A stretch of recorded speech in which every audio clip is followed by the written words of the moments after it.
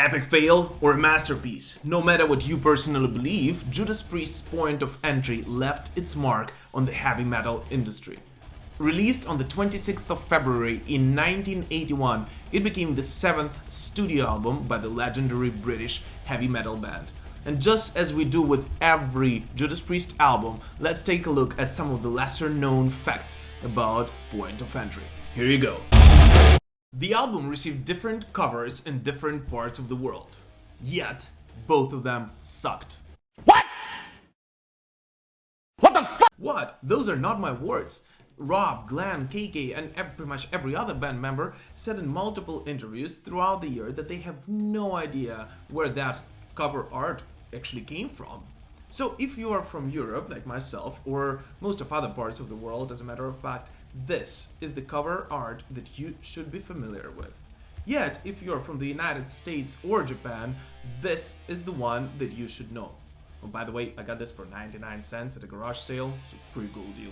The worldwide cover, of course, depicts the sunrise and an airplane win, at least that's what I think. And so the label actually thought that this cover is not good enough for the markets of the United States and Japan, and they should do something much better for that one. So there is just a photo of a desert with some mountains and a office paper trail leading into the horizon.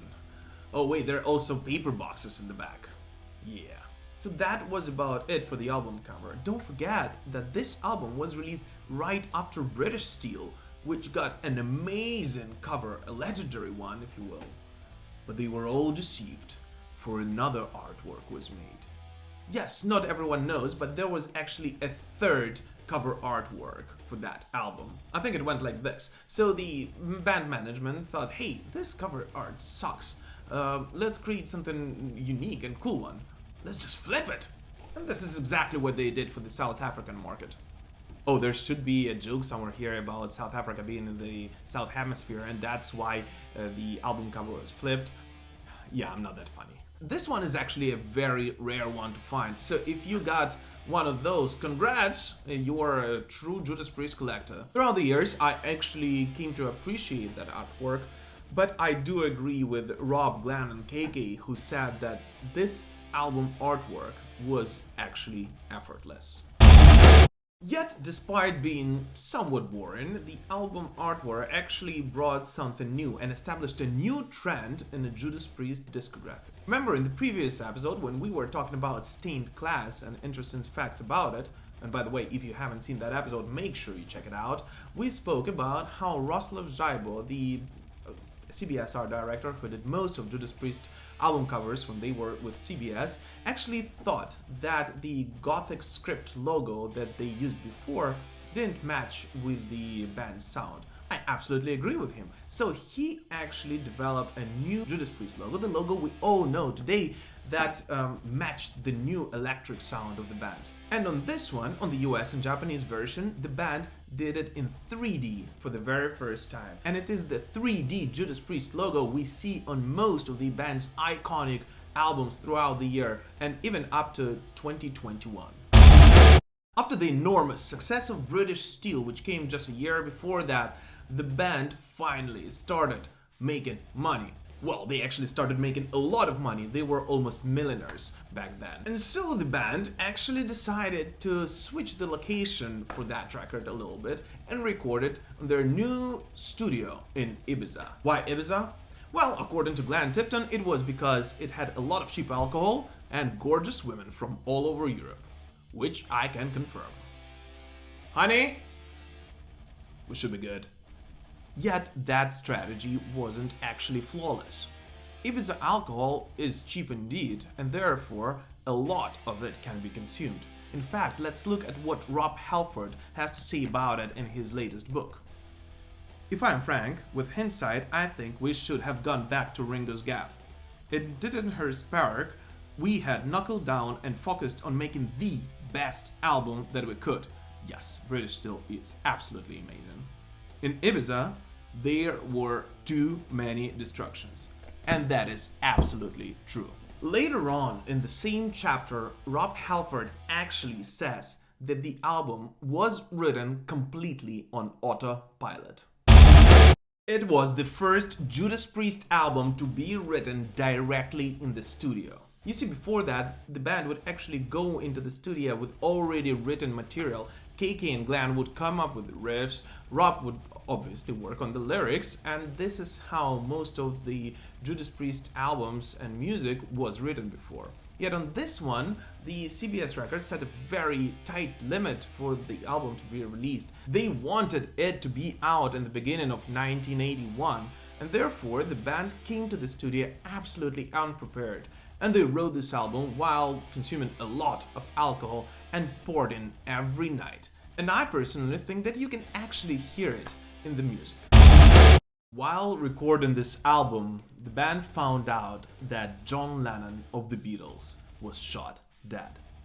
In fact, the entire band was in utter shock. Rob Halford remembers going upstairs to the roof and looking into the horizon. And on the horizon, he said that he saw a mini storm and a rainbow, and he took that as a sign. One thing I actually do not know is whether the song You Say Yes by Judas Priest on Point of Entry, which by its name and name only resembles Beatles' You Say Yes, I Say No, was already written back then. If you do, please let us know in the comments. I'm actually very curious about that. Yet, despite being paradise on Earth, Ibiza wasn't always a fairy tale for the band. Glenn Tipton actually remembers that when they first got into the studio on the island, it was absolutely wrecked. So they had to postpone their recording process and actually fix it themselves. And after they were done and started recording, roughly 2 weeks into the recording process, Spanish police actually suddenly stormed into the building and started packing all of the gear, including all of the music and tapes they've already recorded. Come with me.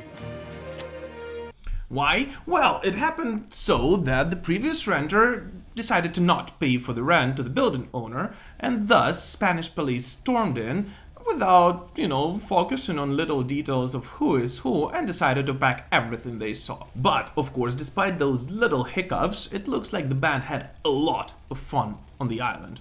Well, of course they did. They recorded most of their future albums in there as well. On one drunken night, they were actually coming back into the studio only to hear When the Saints Go Marching In performed by Tom Allen, lying down on the floor behind the bar and playing it on a hunting horn. And according to Tom, of course, it was absolutely okay because it wasn't a real hunting horn, it was plastic, and the band actually forced him to do that. And it wasn't really in the studio, it was in a Pacha club in Ibiza, which he found very pretentious and full of posers. I actually was at Pacha club in Ibiza at some point, like 7 years ago, and I have no idea why I haven't thought of that story and didn't bring a hunting horn to it. It would have been fun.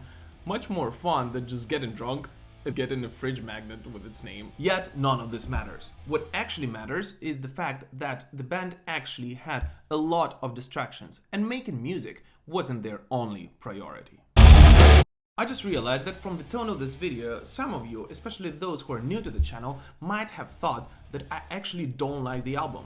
Which is utter nonsense. I love it. In fact, if it was not for Point of Entry, we might have never heard Screaming for Vengeance and Defenders of the Faith. I simply agree that the band did not put their best effort into it. In fact, I actually agree with the band themselves. Look at it like this. It is like a bright student in school who does amazingly in all of his exams, and then he decided to not study for one of those.